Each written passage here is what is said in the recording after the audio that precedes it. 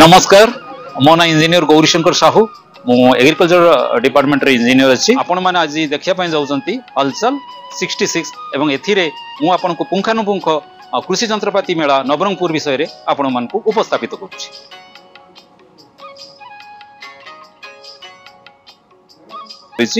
आज आपण ए जो मेला विषय रे पुंखानुपुंख मु आपण मान को अवगत करूछि। मेला आज आप 11 तारिख रु डिसेम्बर 11 रु डिसेम्बर 15 पर्यंत चलो एवं एथिरे 25टी विभिन्न कंपनी डीलर भाई माने आसीचंती एवं से 30टी स्टॉल रे तांकर सब कृषि जंत्रपाति जोड़ाक सब्सिडी रे मिलुची सेडाक प्रदर्शित करूचंती एवं ता बाद ता सहित केते सब्सिडी मूल्य ताकू मध्य कहउचंती एवं ऑनलाइन बुकिंग मध्य एथिरे सुविधा मध्य दिया जायछि चासी भाई माननकु। मोर मध्य एठी अनुरोध होइबो सब चासी भाई माने प्रति स्टॉल को बुली सब जंत्रपाति निजे देखि सारा पर एठी मध्य चाहिए से बुकिंग करके जिनस नबार सुविधा रही एवं ता छड़ा लाइन डिपार्टमेंट रे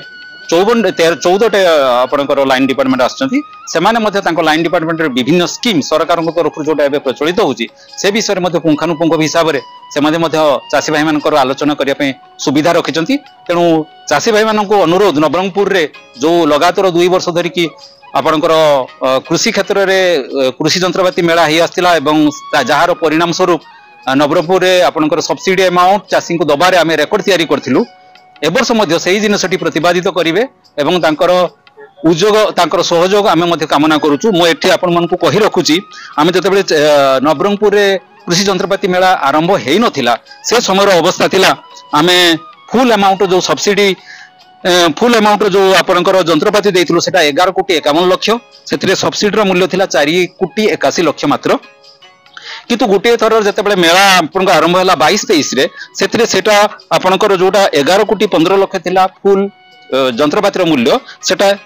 15 कोटी 30 लाख को गति गला एवं सब्सिडी मूल्य केवल नवरंगपुर रे 6 कोटी 47 लाख भितरे सीमित रहिला जोटा कि आपनकर पूर्व वर्ष अपेक्षा मेला करिवार सफलता स्वरूप 34.51% से डेभलप कला एवं परवर्ती समय जो मेला हला एवं 23-24 रे आमे जदि रेकर्ड देखिबा 23-24 रे आपनकर सब्सिडी अमाउंट थिला 11 कोटी 37 लाख थिला एवं जोटा कि 22-23 रे थिला 6 कोटी 47 लाख एवं जहार परिमाण स्वरूप 73% आमे इंक्रीज करथिलु एवं एथिरे 1850 जन चाषी को कृषि जंत्रपाति दबार व्यवस्था करा जायतिला। तेणु मेलार प्रभाव नवरंगपुर उपरे गोटे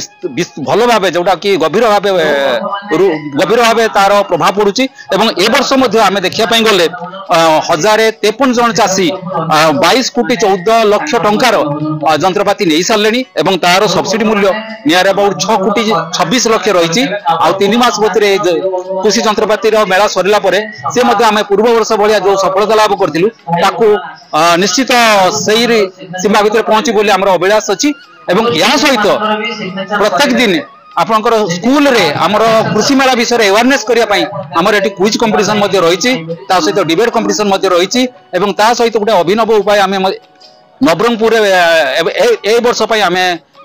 ग्रहण करिछु जे चासी भाईଙ୍କ सहित जो माने पाठ पढुचंती से पिला माने आसीबे मेला रे प्रभु सब जंत्रपाति विषय बुझिबे एवं से विषय सब्सिडी विषय जानिबे जो 14टा लाइन डिपार्टमेंट अछि तांको स्कीम विषय बुझिबे एवं ता बाद एवं 4:30 रे से माने ऑन स्पॉट एग्जाम मध्ये देबे एवं सफल जो माने हेबे तांको आमे 15 तारिख रे पुरस्कार वितरण करियार मध्ये व्यवस्था रहिछु। तेणु आमे समस्त को अनुरोध करूछु नवरंगपुर चासी भाई साधारण जनता को समस्त को अनुरोध करूछु से माने आसी मेला बुलिबे बिजनेस मध्य एमकेवाई थ्रो जो स्कीम अच्छी से चाष कार्य कृषि जंत्रपाति व्यवहार सहित केमिति चाष क्षेत्र में व्यापार करके बिजनेस करके निजर इनकम करके अन्य मन को रोजगार करिवार जो व्यवस्था अच्छी ताकू तार बेनिफिट से नवा पाई मो अनुरोध करी। तेणु कलेक्टर महोदय आज आसते एवं सबू स्टल बुझी बुली सब जिन पुंखानुपुंख हिसाब से देखी सहस्तिर उपस्थिति रे 3टा ट्रैक्टर मध्य आज बेनिफिशियरी को दिया जाइथिला। एथि सहित मु आजिर ए मेलार शुभकामना समस्त को यार दूरदृष्टि को आशा रखिकी जे समस्त एथिरे भरपूर सुविधा पांतु एतिकी रखी मु वक्तव्य शेष करूछि।